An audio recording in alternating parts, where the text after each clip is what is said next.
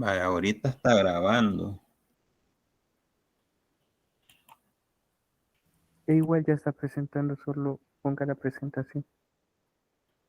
Ahí se veía la presentación. Sí, doctor. Está grabando, ¿verdad? También.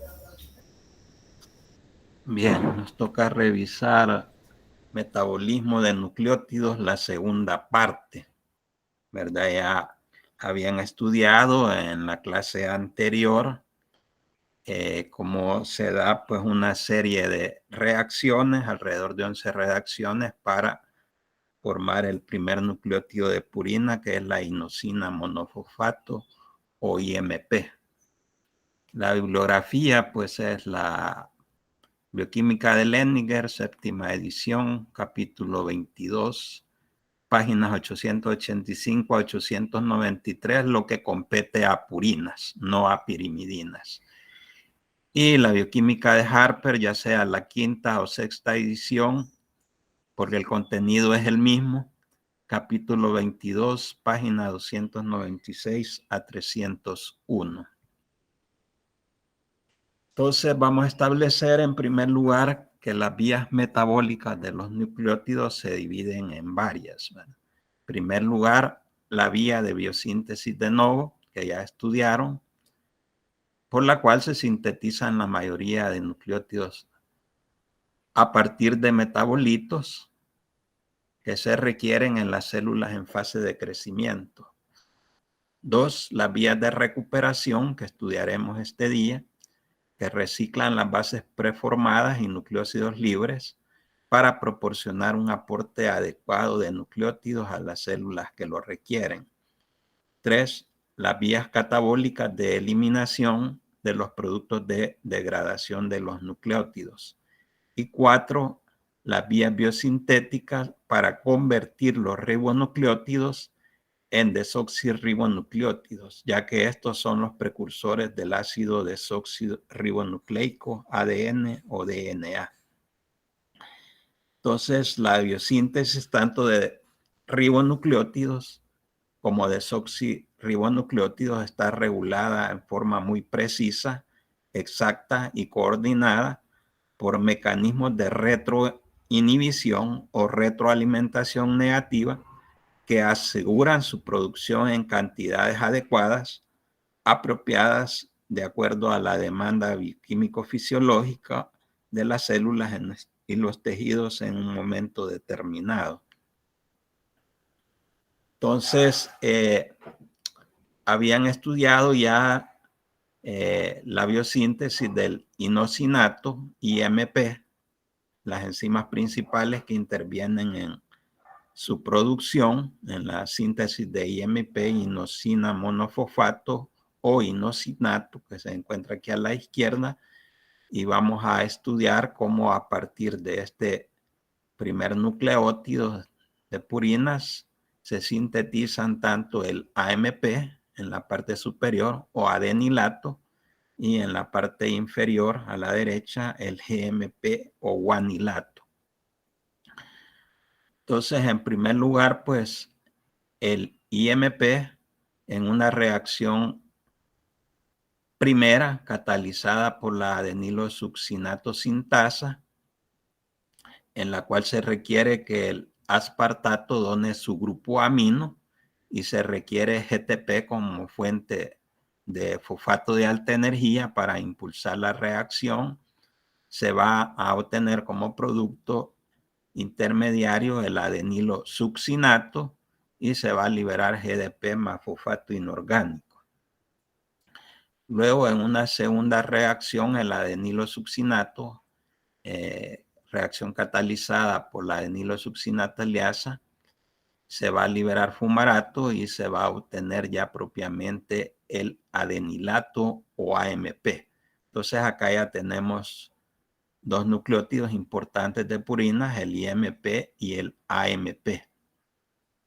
Entonces se requieren dos reacciones sucesivas para transformar el IMP y el AMP catalizadas por la adenilsuccinato sintetasa y la adenilosuccinato liasa para producir AMP. Luego, para la síntesis de GMP, también se requieren dos reacciones sucesivas. En primer lugar, el inosinato en una reacción pues, que es catalizada por la IMP deshidrogenasa con la participación del agua, el NAD como coenzima que se reduce a NADH, se obtiene santilato o XMP como producto intermediario. Luego este va a sufrir una segunda reacción catalizada por la XMP, glutamino amidotransferasa, en la que se requiere también la incorporación de un grupo amino, pero en este caso es la glutamina la que va a proporcionar el grupo amino, y el nucleótido que se requiere para aportar el grupo fosfato de alta energía es el ATP, ¿verdad? Liberándose glutamato, AMP más pirofosfato inorgánico y obteniéndose ya el guanilato o GMP.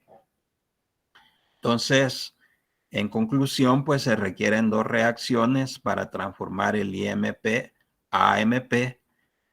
Como diferencia entre ambas producciones de nucleótidos AMP y GMP, pues en la formación de AMP se requiere GTP como fuente de energía y en la síntesis de GMP se requiere ATP como dador del grupo fosfato de alta energía. Entonces esta es una diferencia entre ambas vías de formación de estos nucleótidos importantes para el organismo.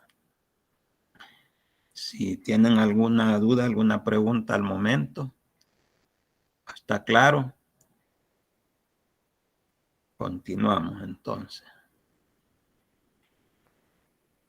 Entonces, como ya mencionamos anteriormente, hay una regulación precisa, exacta y coordinada de la biosíntesis de nucleótidos de adenina, AMP, y de guanina, GMP, ¿verdad? Entonces, el primer punto de control es sobre la glutamina PRPP amidotransferasa, glutamina fosforibosil pirofosfato amidotransferasa, la cual va a ser inhibida por los productos de biosíntesis, que son el AMP, el GMP y el IMP. Al aumentar sus concentraciones, inhiben a esta enzima, glutamina PRPP amidotransferasa. Es un mecanismo de retroinhibición o retroalimentación negativa. Otro punto de control, segundo punto de control, es sobre la IMP deshidrogenasa, la cual va a ser inhibida por el nucleótido GMP, sin afectar la formación de AMP. Y también en este segundo punto de control puede inhibirse la adenilosuccinato sintetasa sin afectar la síntesis de GMP. Entonces el GMP inhibe a la IMP deshidrogenasa y el aumento de AMP inhibe a la adenilosuccinato sintetasa. El tercer punto de control es el que vimos anteriormente, que para la síntesis de AMP, ¿cuál nucleótido se requiere como fosfato de alta energía? Que está en la anterior, el GTP. Y para la síntesis de GMP se requiere ATP. Ese es un tercer punto de control.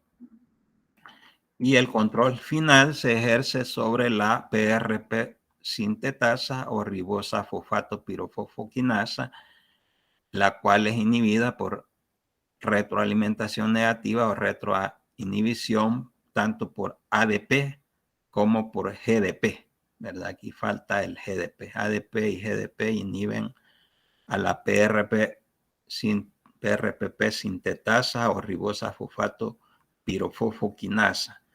Entonces, de esta manera se regula finamente pues, la biosíntesis de nucleótidos de adenina y de guanina.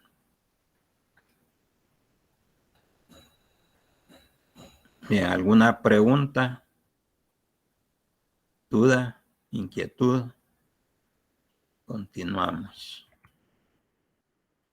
Luego de formados los nucleótidos purínicos, tienen que ser convertidos a difosfato y luego a trifosfato, ¿verdad? Porque los nucleótidos o nucleósidos trifosfatos son los que se van a utilizar para la biosíntesis del ácido desoxirribonucleico. Como veremos más adelante, son desoxirribonucleótidos o desoxirribonucleósidos trifosfato. Entonces hay que interconvertir nucleótidos monofosfato a difosfato y posteriormente a trifosfato, ¿verdad? Entonces, en primer lugar, ven acá el AMP, ¿verdad? Que va a reaccionar con el ATP, que va a aportar el grupo fosfato, y la adenilato-quinasa cataliza la reacción. Vamos a obtener 2 moléculas de ADP como producto. El ATP dona un grupo fosfato, queda como ADP, y el AMP gana el grupo fosfato, también queda como ADP. Reacción catalizada por la adenilato-quinasa. Luego hay nucleósidos monofosfato-quinasas que también pueden hacer esta reacción. Pueden ser específicas para la base, pero inespecíficas para el azúcar, sea ribosa o desoxirribosa, sean ribonucleótidos o desoxirribonucleótidos. Entonces acá aparece como nucleósido monofosfato, así en forma inespecífica, más ATP, se va a obtener ADP más NDP. Aquí ya está como difosfato, el NMP pasó a NDP, a difosfato. Aquí igual, el ATP más la forma desoxi, nucleósido monofosfato de NMP, recibe el grupo fosfato del ATP, el ATP queda como ATP y el monofosfato como desoxinucleósido difosfato, ¿verdad? Entonces, también existen enzimas nucleósido difosfato quinasas que son inespecíficas, tanto para la base como para el azúcar. En este caso, pues igual, ¿verdad? El NTP va a donar un grupo fosfato al NDP, que va a pasar a ser NTP, y el NTP queda como NDP. Entonces aquí ya tenemos el nucleósido trifosfato, ¿verdad? Entonces, como hay necesidad de convertir los nucleósidos monofosfato primero a difosfato y luego a trifosfato. Bueno, a la izquierda tenemos prácticamente lo mismo, ¿verdad? Ya esta es la primera que aparece acá, la adenilato quinasa o quinasa de adenilato, sinasa de adenilato o adenilato sinasa, ¿verdad? Acá el ejemplo también con el GMP más ATP, el ATP dona el grupo fosfato, se convierte el GMP en GDP y el ATP que dona el fosfato termina siendo ADP. Luego las nucleósidos sinasas o quinasas difosfato van a fosforilar a los difosfatos, al GDP, a GTP y el CDP a CTP, que es la citidina trifosfato. Entonces, están en ambas bibliografías, tanto en Leninger como en la bioquímica de Harvey. Bien, otro aspecto importante es la conversión de ribonucleótidos a desoxirribonucleótidos.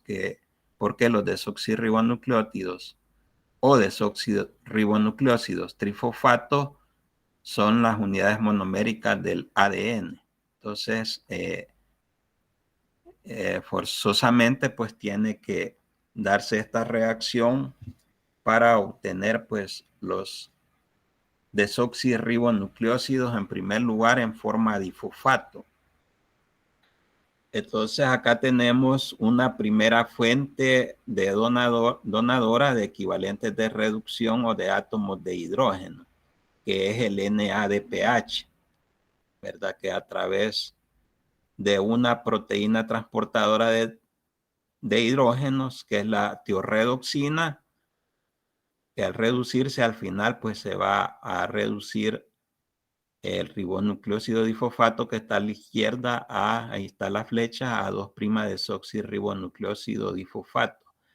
Entonces el NADPH dona átomos de hidrógeno para que la tiorredoxina reductasa convierta la tiorredoxina oxidada a tiorredoxina reducida. Ya la tiorredoxina reducida va a donar sus hidrógenos directamente a la ribonucleósido difosfato en una reacción catalizada por la ribonucleótido reductasa para obtener los 2' desoxirribonucleósidos difosfato. Entonces, la ribonucleótido reductasa es una enzima que tiene un dímero alfa 2 y beta 2, ¿verdad? Las subunidades alfa 2 son las catalíticas y las beta 2 son las formadoras de radicales libres. Las unidades alfa tienen sitios reguladores, 2 sitios reguladores, uno que fija ATP, que es un activador de la ribonucleótido reductasa, y el otro sitio regulador fija D minúscula ATP o desoxi ATP, que es un inhibidor de la ribonucleótido reductasa. Entonces aquí aparece en la parte inferior en el cuadro blanco el DATP, desoxi-ATP o desoxiadenosina trifosfato o desoxiadenilato como inhibidor de la ribonucleótido reductasa. Aquí aparece lo primero que ya mencionamos, que el primer donador de electrones o de equivalentes de reducción de átomos de hidrógeno es el NADPH. La tiorredoxina, que es la proteína transportadora de los átomos de hidrógeno, que es una flavoproteína, contiene FAD. Y pues se va a ir dando las reacciones de óxido-reducción, ¿verdad? NADPH va a donar los hidrógenos al FAD que se reduce a FADH2 y proporciona los hidrógenos a la tiorredoxina oxidada, ¿verdad? Ya reducida contiene los grupos sulfidrilo, ¿verdad? Que van a pasar los hidrógenos para reducir a la ribonucleótido reductasa oxidada, aquí aparece ya reducida con los grupos sulfidrilo, y al final pues los ribonucleósidos difosfato van a pasar a desoxirribonucleósido difosfato liberándose agua, reacción catalizada por la ribonucleótido reductasa en su forma ya reducida. Pero hay una segunda fuente de donación de equivalentes de reducción constituida por el glutatión, que al estar en su forma oxidada como GSSG, tiene que ser reducida a 2GSH, ¿verdad? ¿Quién aporta los átomos de hidrógeno? Siempre el NADPH, ¿verdad? Que se oxida a NADP. Aquí participa la enzima glutatión reductasa que reduce al glutatión a 2GSH. Ya este reducido aporta sus hidrógenos a la glutarredoxina oxidada para pasar a su forma reducida, y ya la glutarredoxina, esta es aquí la proteína transportadora de hidrógenos en esta fase, aporta sus hidrógenos a la ribonucleótido reductasa oxidada que pasa a ser reducida y ya puede donar sus átomos de hidrógeno para reducir el nucleósido difosfato a desoxirribonucleósido difosfato, que luego tienen que fosfatarse a trifosfato, porque los desoxirribonucleósidos de trifosfato son las unidades monoméricas para la síntesis del ácido desoxirribonucleico o ADN. ¿Alguna pregunta? ¿Alguna inquietud? ¿Alguna duda? Entonces hay dos fuentes de átomos de hidrógeno. La primera es el NADPH y la segunda es el glutatión. Y dos proteínas transportadoras de electrones. La tiorredoxina y en el caso del glutatión, la glutaredoxina.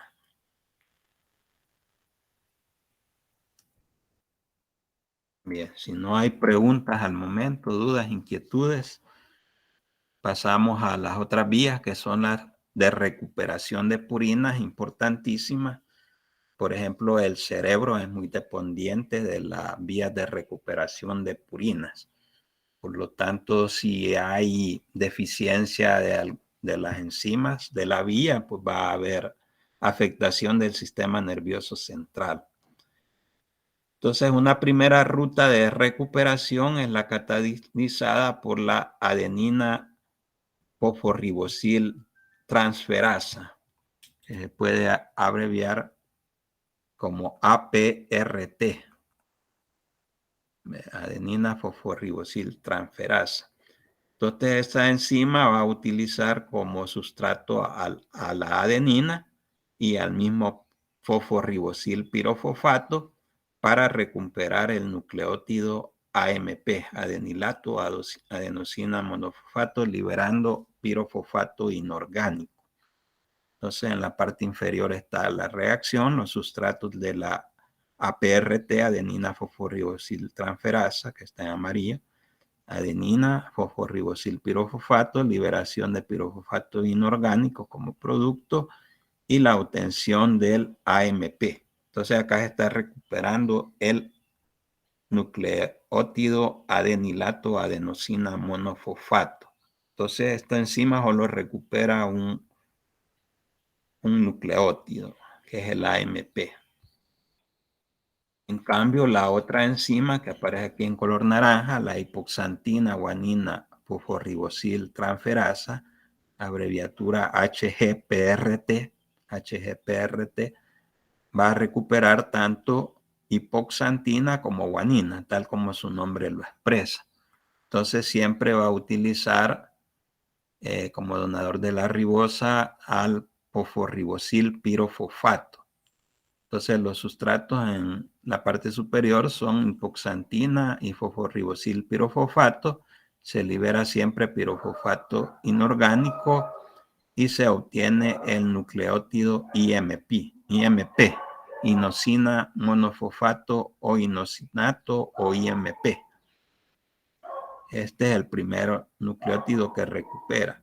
El segundo que recupera, la HGPRT, es a partir de la guanina. El otro sustrato siempre es el PRPP, se liberan como productos pirofosfato inorgánico y se obtiene el guanilato GMP o guanosina monofosfato. Entonces, este es el mecanismo más importante en las reacciones de recuperación o de la vía de recuperación porque recupera dos nucleótidos. A partir de la fosforribosilación de hipoxantina se obtiene IMP y de guanina se obtiene GMP. Entonces, cuantitativamente es más importante la hipoxantina guanina fosforribosil transferasa porque recupera dos nucleótidos. En cambio, la adenina o adenosina fosforribosil pirofosfato solo recupera un nucleótido, AMP. Esto es en cuanto a las vías de recuperación de purinas o vía de salvamento de purinas. Luego hablaremos sobre qué sucede cuando hay deficiencia en la recuperación de estos nucleótidos por deficiencias enzimáticas, principalmente de la hipoxantina guanina fosforribosil transferasa.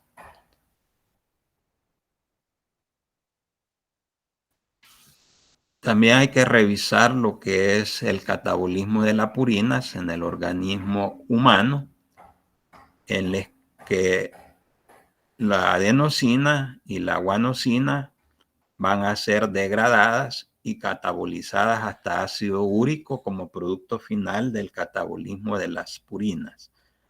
Las enzimas degradativas se encuentran en la mucosa del tubo digestivo del ser humano. Entonces, en primer lugar, vamos a revisar la degradación o catabolismo del adenilato, adenosina monofosfato, adenosina monofosfato o AMP, ¿verdad? En primer lugar, va a actuar la 5' nucleotidasa liberando un fosfato inorgánico en una reacción pues hidrolítica, ¿verdad? Y participa el agua, obteniéndose adenosina. Luego este nucleócido va a ser transformada en inosina en una reacción catalizada por la adenosina desaminasa. Como su nombre lo indica, va a producir la liberación del grupo amino en forma de amoníaco, ¿verdad? Como NH3. Luego obtenida la inosina, va a actuar sobre ella la enzima nucleosidasa, participación de agua y liberación de ribosa, obteniéndose pues ya lo que es la hipoxantina. La hipoxantina de la inosina, por la reacción catalizada por la nucleosidasa, vamos a obtener la hipoxantina. Luego, esta enzima importantísima, la xantino-oxidasa, va a transformar la hipoxantina hacia xantina y a la vez va a transformar la xantina, la misma xantino-oxidasa, hasta ácido úrico. Entonces tenemos que del adenilato a AMP, adenosina monofosfato, como producto final vamos a obtener ácido úrico con participación de las enzimas 5' nucleotidasa, adenosina desaminasa, nucleosidasa y xantinoxidasa, que cataliza las dos últimas reacciones, de hipoxantina a xantina y de xantina a ácido úrico. Ahora, por el otro lado, el guanilato GMP, también una reacción catalizada por la 5' nucleotidasa, va a liberar fosfato inorgánico para formar guanosina como producto intermediario. Luego va a participar la nucleosidasa, siempre con la participación del agua, se libera ribosa y se obtiene ya la base purínica, que es la guanina. Luego la guanina sufre la reacción catalizada por la guanina desaminasa. Similar a lo anterior, se libera pues el grupo amino en forma de amoníaco, NH3, aparece acá en forma de amoníaco, para obtenerse xantina. Y luego la xantina oxidasa va a transformar la xantina hasta ácido úrico. Entonces, del ácido úrico, pues ya hemos hablado en clases anteriores, ¿verdad? Que si se incrementa su nivel en sangre, lo vamos a conocer como hiperuricemia, y eso puede llevar a la enfermedad de gota. Entonces acá tenemos el ácido úrico, que cumple función de antioxidante en el organismo. Aquí está su fórmula química en azul. Tenemos que los valores normales de ácido úrico en suero, en una muestra de suero de un ser humano, lo normal está establecido en hombres de 3.4 a 7 miligramos sobre decilitro, y en mujeres un poco más bajo, de 2.4 a 6 miligramos por decilitro. Entonces, estos valores es necesario conocerlos cuando se sospecha en un paciente que está adoleciendo de la enfermedad de gota. Que le van a medir los niveles de ácido úrico en suero en el laboratorio clínico para saber cuál es el nivel de ácido úrico que presenta. Entonces, a un pH menor de 5,75, el ácido úrico predomina como esa misma especie, como ácido úrico. Pero a un pH mayor de 5,75 esto cambia. Se encuentra como urato de sodio o sal monosódica, o sea, como urato monosódico, UMS, abreviatura, ¿verdad? Urato monosódico. Entonces, a un pH de 7.4, el 98% del ácido úrico va a estar ionizado y va a circular como urato monosódico o UMS. Entonces tenemos que hay cambios en la solubilidad para el ácido úrico. En líquido corporal, la solubilidad del urato está influenciada firmemente tanto por el pH como por la temperatura. Y la solubilidad del ácido úrico es menor a la temperatura de las articulaciones periféricas. Esto es importante, ¿verdad? Porque cuando hay aumento de ácido úrico en sangre, hay hiperuricemia.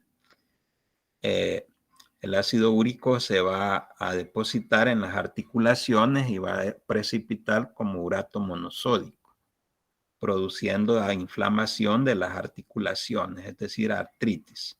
Y la enfermedad la vamos a conocer como artritis gotosa, si es en tiempo corto de evolución que se ha dado la inflamación articular, va a ser una artritis gotosa aguda.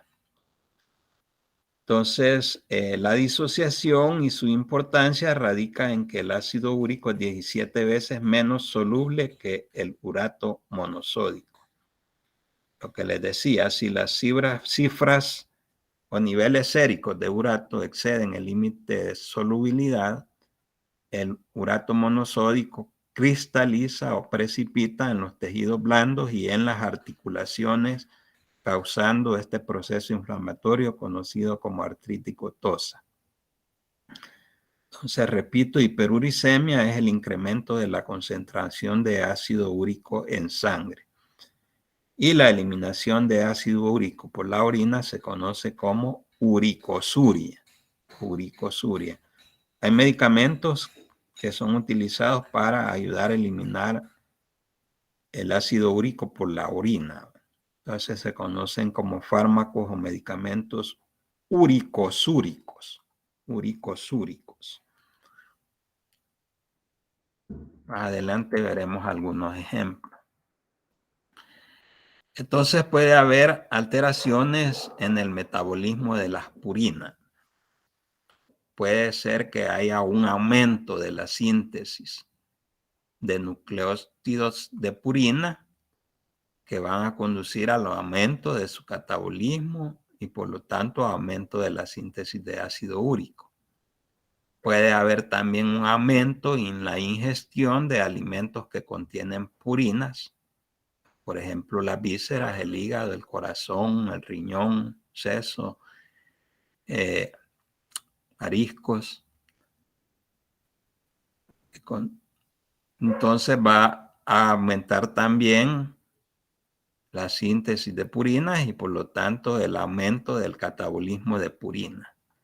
También la deficiencia genética en actividad de las enzimas de la vía de recuperación, o sea, deficiencia en la actividad catalítica de las enzimas de las vías de recuperación, principalmente en la HGPRT, puxantina, guanina, fosforibosiltransferasa, va a llevar a un aumento del catabolismo de purinas, aumentando la síntesis de ácido úrico,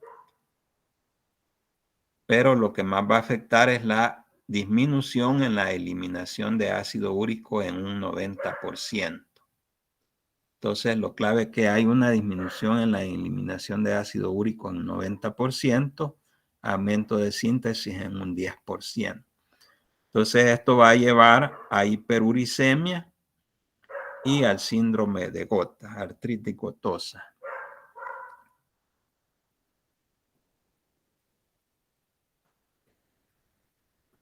Entonces, la gota en su historia natural tiene varias fases, ¿verdad? 4 fases.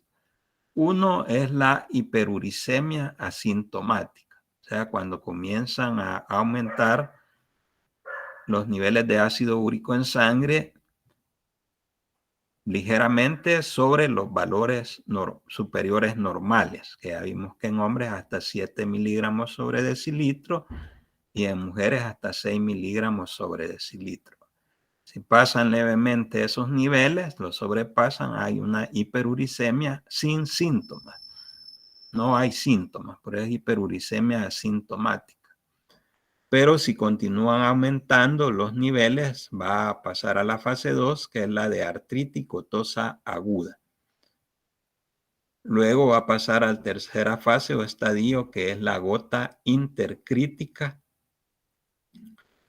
la cual ya va hacia lo crónico si no se interviene adecuadamente con el tratamiento y el paciente no se cuida, va a avanzar a gota tofacia crónica, ¿verdad? Muchas veces se van dando en el tiempo varias fases o varios episodios de artritis gotosa aguda en diferentes años, y ya pues ya con muchos años se convierte en una gota tofacia crónica con la deformación total de la articulación, que ya el tratamiento médico a través de fármacos y la dieta no es suficiente y hay que hacer intervenciones quirúrgicas y muchas veces hasta utilización de prótesis para las articulaciones.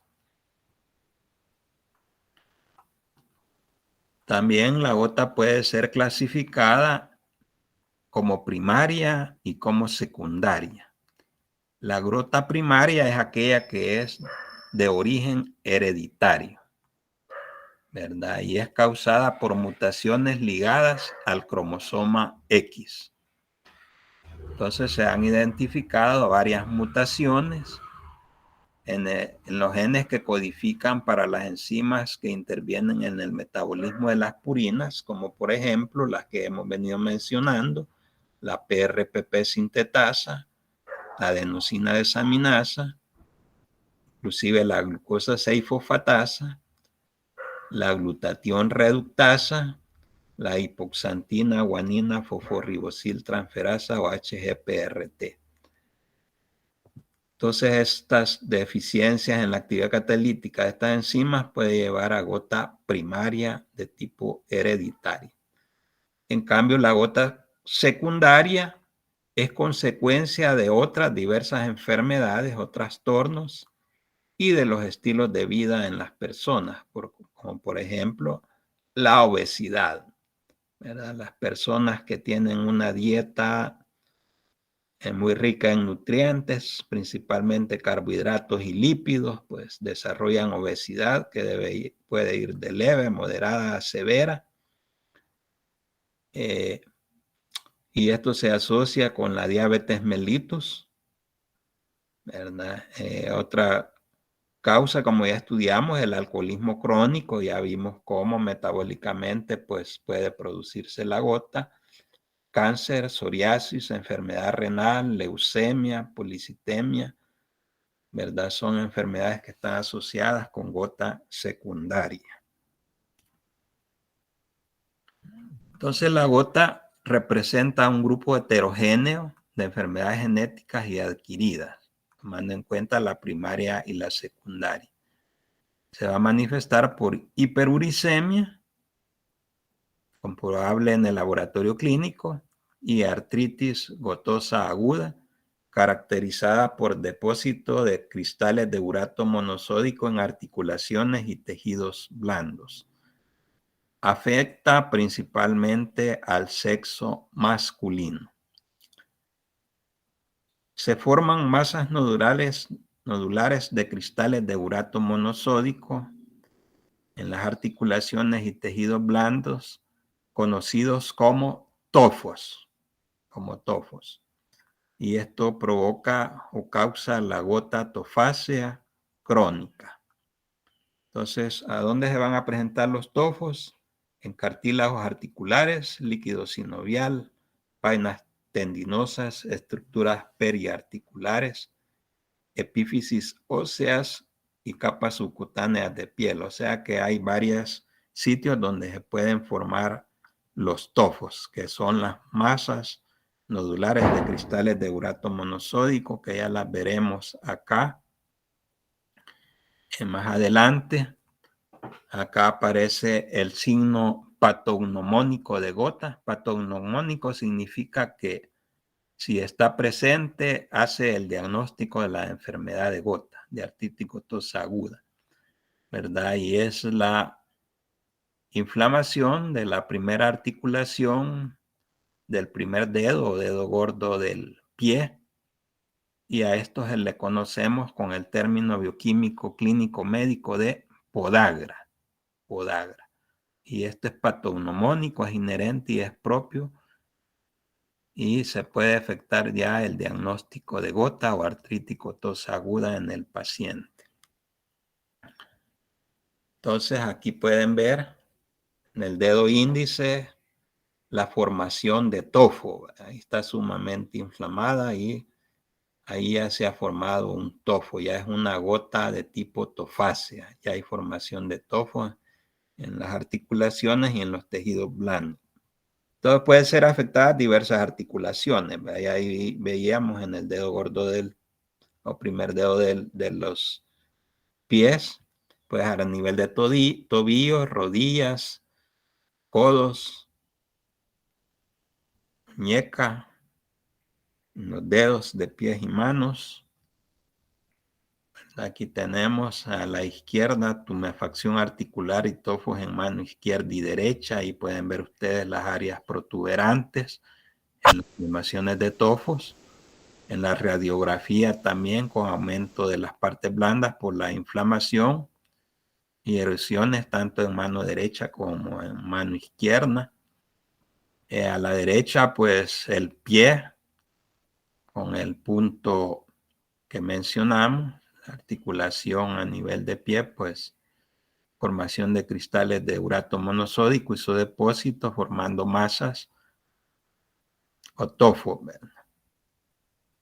Entonces, la gotatofasia es un proceso que incluye infiltración de neutrófilos, células de defensa, que fagocitan los cristales de urato monosódico. Pueden generarse metabolitos de oxígeno, o sea, especies reactivas de oxígeno. También se liberan enzimas lisosómicas que contribuyen a inducir la respuesta inflamatoria. Aumento del lactato en tejidos sinoviales, disminución del pH, y todo esto favorece un mayor depósito de cristales de urato monosódico y formación de tofos, por supuesto.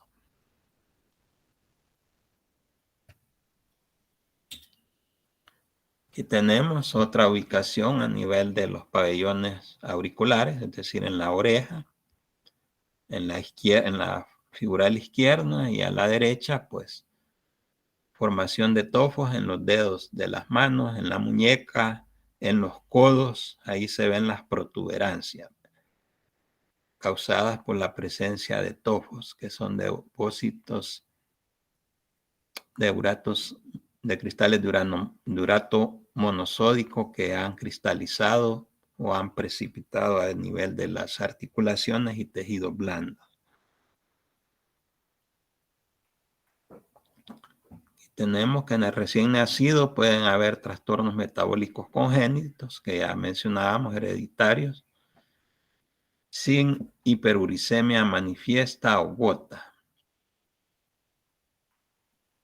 Pero ya en la pubertad, en varones jóvenes, que el sexo masculino es el más afectado, ya se presenta hiperuricemia sin signos clínicos, o sea, lo que hablábamos, hiperuricemia asintomático, sin signos clínicos de gota.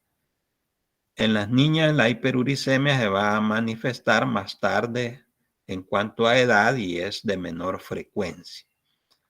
Ya en el adulto, entre los 30 y 50 años, ya se da propiamente la gota aguda, artritis gotosa aguda, dedo gordo, inflamado y doloroso, que lo vamos a conocer con cuál término bioquímico clínico médico, a esta inflamación en el dedo gordo, podagra.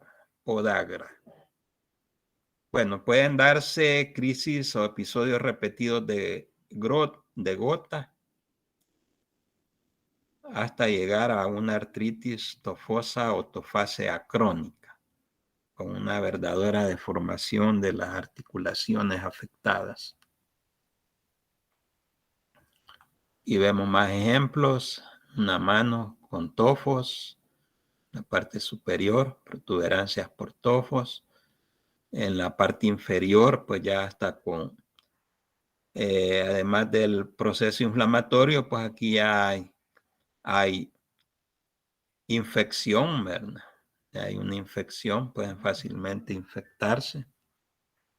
En la parte derecha vemos el tofo ya a nivel de miembros inferiores y en la radiografía las deformidades que se presentan a nivel de los dedos, ¿verdad? Por el proceso inflamatorio y la presencia de tofos. Entonces, clínicamente, pues se puede evidenciar en el paciente con todos estos síntomas y los síntomas que el paciente tiene. Entonces, para el diagnóstico definitivo de gota se requiere la aspiración y examen del líquido sinovial de la articulación afectada o del material de un tofo a través de microscopía de luz polarizada, o sea, a través de microscopio para confirmar la presencia de cristales de urato monosódico que tienen forma de aguja.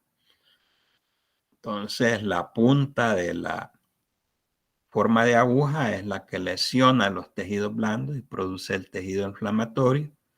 Entonces va a haber dolor, va a haber enrojecimiento o eritema, va a haber edema y va a haber aumento de la temperatura local en la articulación afectada. Ese es el proceso inflamatorio en sí. En más del 90% de las personas afectadas, la hiperuricemia es causada por la baja excreción del ácido úrico, como ya dijimos. Una causa menos común de hiperuricemia es por sobreproducción o producción excesiva de ácido úrico. Esto es en un 10%.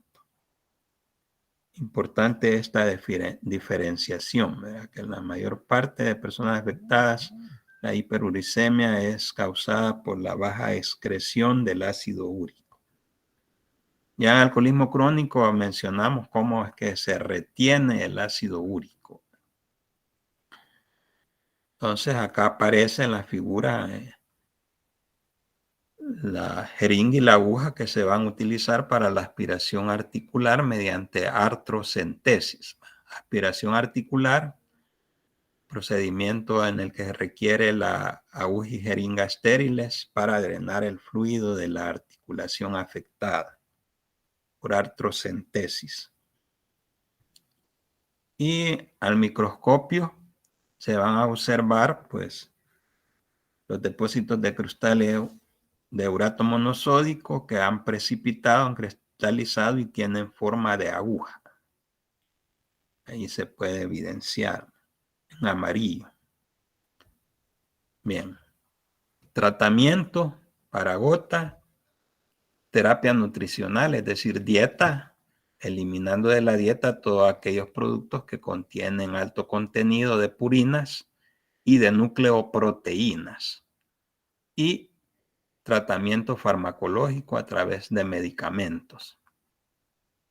Dieta: no deben consumirse alimentos ricos en purinas y nucleoproteínas como las vísceras, hígado, corazón, riñón, cerebro, pura boquita o productos glandulares. Fármacos a utilizarse en el tratamiento de gota porque actúan como inhibidores de la xantina oxidasa. ¿Recuerdan qué pasos cataliza la xantina oxidasa? ¿Cuáles son los dos sustratos de la xantina oxidasa? ¿Alguien recuerda? La adenina y la guanina, creo. No, pero propiamente los sustratos que provienen de esas bases, ¿verdad? Son la hipoxantina y la otra es la xantina, porque la xantina oxidasa transforma la hipoxantina en xantina y luego cataliza la transformación de xantina en ácido úrico. Entonces se van a utilizar fármacos inhibidores de la xantina oxidasa para que no se siga sintetizando ácido úrico. Entonces, dos medicamentos importantes, uno muy utilizado ha sido el allopurinol y otro más moderno es el febuxostat. Ambos inhiben la síntesis de ácido úrico por inhibición de la xantina oxidasa. Por lo tanto, se utiliza en los pacientes que adolecen de artritis gotosa para disminuir los niveles de ácido úrico. El febuxostat es un inhibidor no purínico de la xantina oxidasa.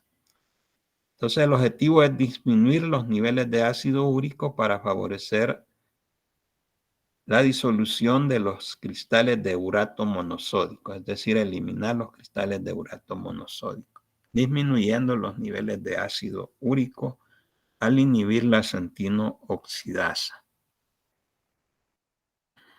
El halopurinol, que ha sido muy utilizado, es un análogo estructural de la hipoxantina. Ahí pueden ver sus formas químicas. A la izquierda del halopurinol y a la derecha la hipoxantina. Entonces, se parecen estructuralmente, por eso se le llama análogo estructural de la hipoxantina e inhibidor de la xantino oxidasa. Entonces, el halopurinol, al reaccionar con la xantino oxidasa, se transforma en oxipurinol, también llamada aloxantina. Entonces, este metabolito, oxipurinol o aloxantina, inactiva la forma reducida de la xantina oxidasa porque se une fuertemente al sitio activo de la enzima. Entonces, al unirse fuertemente al sitio activo de la enzima, pues xantina oxidasa la inhibe y no permite su actividad catalítica. También para los ataques agudos de gota se utilizan antiinflamatorios no esteroideos, abreviados como AINES, ¿verdad? Uno bien descrito ha sido la colchicina, ¿verdad? Medicamentos de tipo esteroideo como la prednisona, pero antes de esto se utilizan los antiinflamatorios no esteroideos.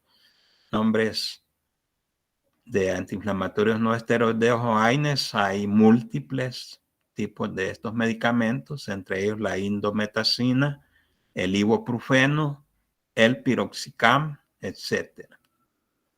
Bien, entonces, antes de los esteroides se utilizan los antiinflamatorios no esteroideos. Los esteroides se dejan como último recurso medicamentoso.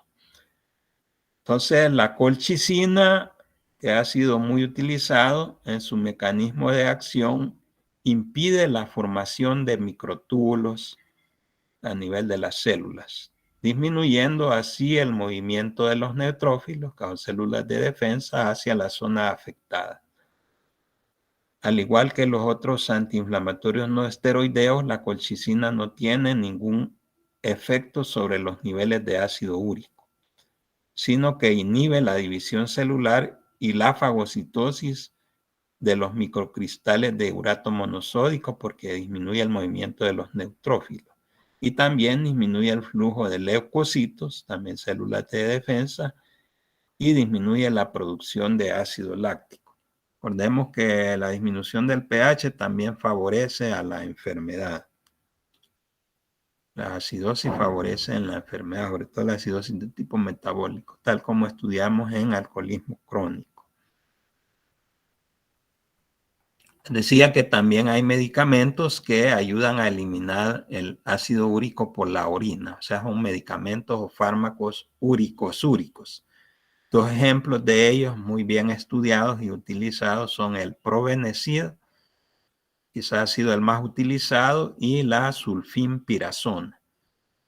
Probenecid y sulfimpirazona son fármacos úricos, es decir, aumentan la excreción renal de ácido úrico a través de la orina.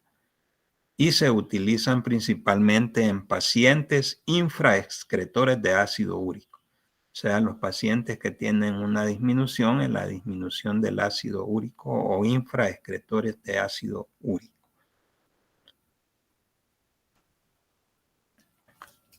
Luego tenemos enfermedades que se dan por alteraciones en el metabolismo de las purinas, ¿verdad? Y uno muy estudiado es el síndrome de Lesch-Nyhan.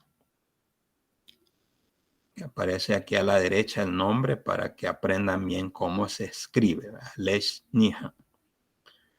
Entonces, este es un trastorno hereditario, es autosómico recesivo, ligado al cromosoma X. Esto ya lo habíamos mencionado. En la gota también este síndrome de Lesch-Nyhan es ligado al cromosoma X y se asocia con una deficiencia completa de la enzima hipoxantina guanina fosforibosiltransferasa. Por lo tanto, no se va a dar la ruta de recuperación de las purinas, ¿verdad? Incapacidad para salvar las bases hipoxantina y guanina. Entonces, esta deficiencia enzimática hace que se aumenten los niveles de PRPP, disminuyen los niveles de IMP y GMP, por lo tanto, se va a activar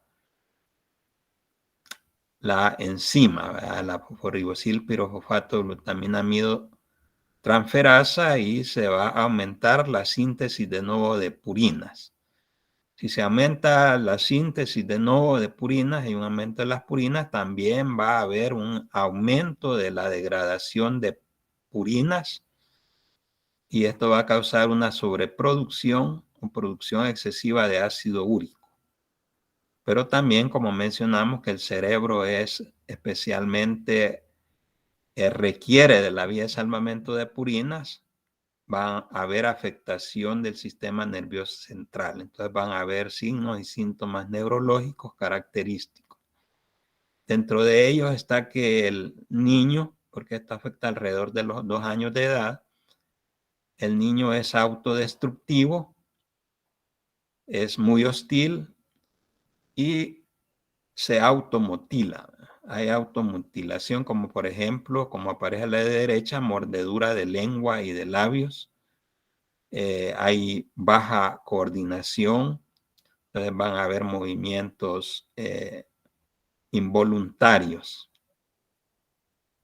Entonces vamos a ver otros síntomas. Aquí está el cerebro sumamente dependiente de las vías de recuperación de purinas, afectación del sistema nervioso central, descrito solo en varones, se manifiesta alrededor de los años de edad. Como afecta el sistema nervioso central, el cerebro, va a haber retraso mental, mala o pobre coordinación, alta hostilidad, tendencia compulsiva autodestructiva con automutilación, mordiéndose labios, lengua, dedos de manos, pies. Puede golpearse la cabeza contra el pavimento, contra las paredes.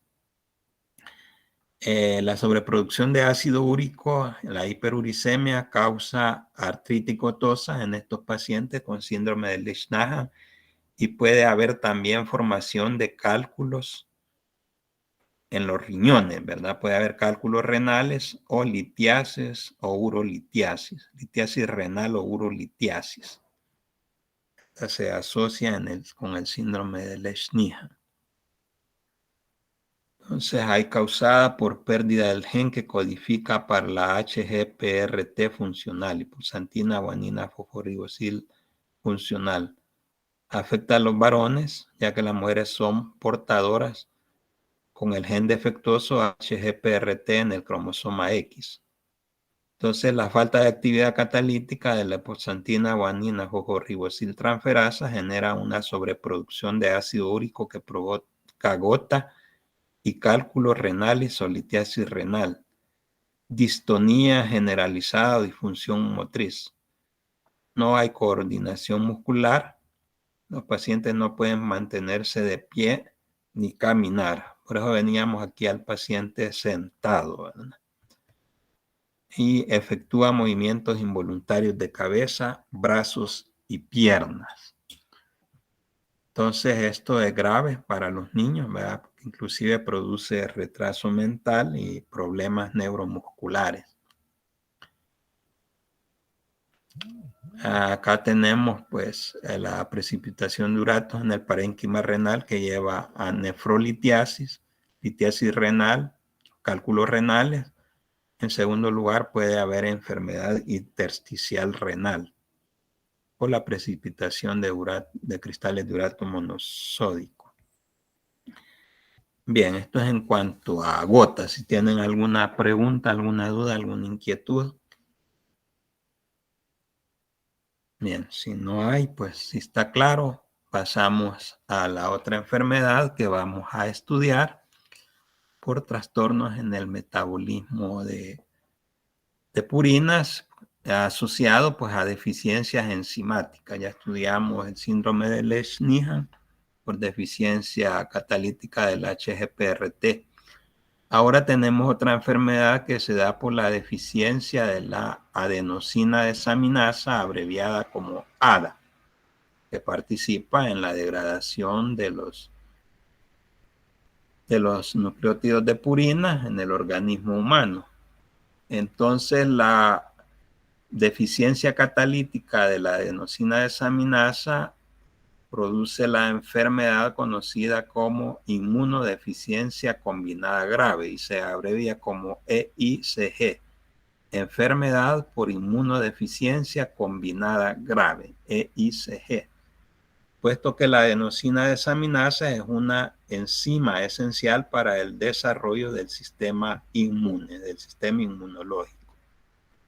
En su forma más grave, este trastorno, también autosómico recesivo, causa la enfermedad e incluye una disminución en el desarrollo de las células o linfocitos T, B y NK del inglés, siglas del inglés que significa natural killer, células asesinas naturales. Entonces se afecta el sistema de defensa del organismo humano. Y la falta de la acción catalítica de ADA, adenosina desaminasa, aumenta unas 100 veces la concentración celular de DATP, desoxiadenilato o desoxiadenosina trifosfato, que es un potente inhibidor que habíamos estudiado anteriormente de la ribonucleátido reductasa. Es un potente, el DATP es un potente inhibidor de la ribonucleátido reductasa, provocando por lo tanto un déficit de los otros desoxirribonucleósidos trifosfato en los linfocitos T. Entonces produce deficiencia de la síntesis de los desoxirribonucleósidos trifosfato, entonces no se va a poder sintetizar el ADN. Además, la acumulación de desoxi-ATP y adenosina, que no se puede catabolizar, inducen la detención del desarrollo y la apoptosis de los linfocitos. Si esta respuesta inmune no es restaurada, los niños con esta enfermedad raramente sobreviven, o sea que es altamente mortal. ¿Cuál es el tratamiento planteado para la EICG, enfermedad por inmunodeficiencia grave? Consiste en el trasplante de médula ósea, reposición enzimática, que puede ser también a través de terapia génica, es decir, introducir en un niño el gen funcional que codifique por una enzima adenosina desaminasa funcional, 100%, que 100%, al 100% cumpla su función catalítica. Entonces se elimina el gen defectuoso al aportar al niño un gen funcional para la adenosina desaminasa. Los niños con deficiencia de ADA casi siempre mueren antes de los 2 años de edad por infecciones multiorgánicas. Esto es por la falla de su sistema inmunológico. Entonces, ¿cómo deben vivir estos niños? Son los llamados niños de burbuja, que deben de vivir en un ambiente totalmente estéril, ¿verdad? Porque su sistema inmunológico no funciona, no es funcional. Esto conduce selectivamente a destrucción y falta de desarrollo de linfocitos T y B y de las células natural killer, que son células bases de la respuesta inmune. El contacto con el medio ambiente amenaza su vida, lo que obliga a que permanezca en un ambiente esterilizado, aislado del mundo exterior. Entonces, esto es causado pues, por la deficiencia de adenosina desaminasa, en su forma más grave, la enfermedad por inmunodeficiencia grave. Bien, si tienen alguna pregunta, alguna duda, alguna inquietud, les sugiero lean la bibliografía recomendada, ¿verdad? Para que se documentan mejor. aprendan mejor, ¿verdad? Tengan mayor incorporación de aprendizaje científico y luego, pues, para sus actividades evaluativas, ¿verdad? Tengan un excelente rendimiento. Bueno, si no hay dudas, quietudes, preguntas, pues hasta acá llegamos. Muchas gracias. Se cuidan. Gracias, doctor. Feliz día. Feliz día. Gracias, doctor. Feliz día. Sí, igual, Gracias, doctor. doctor. Bueno, Gracias, doctor. Feliz día. igualmente. Adiós.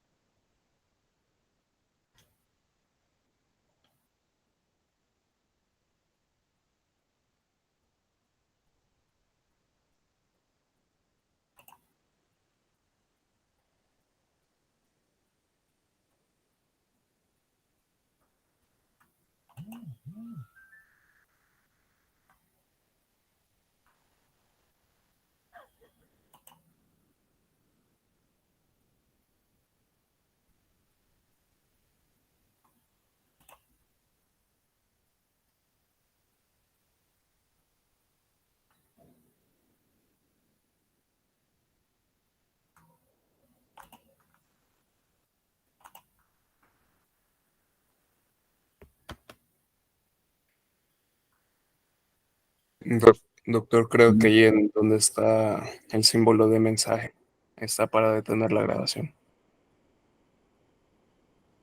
No, no, a la derecha, a la derecha. Más. En No, el teléfono. no, eso no. Ahí. Parece. Aparece aquí. Pero si le doy escape se detiene.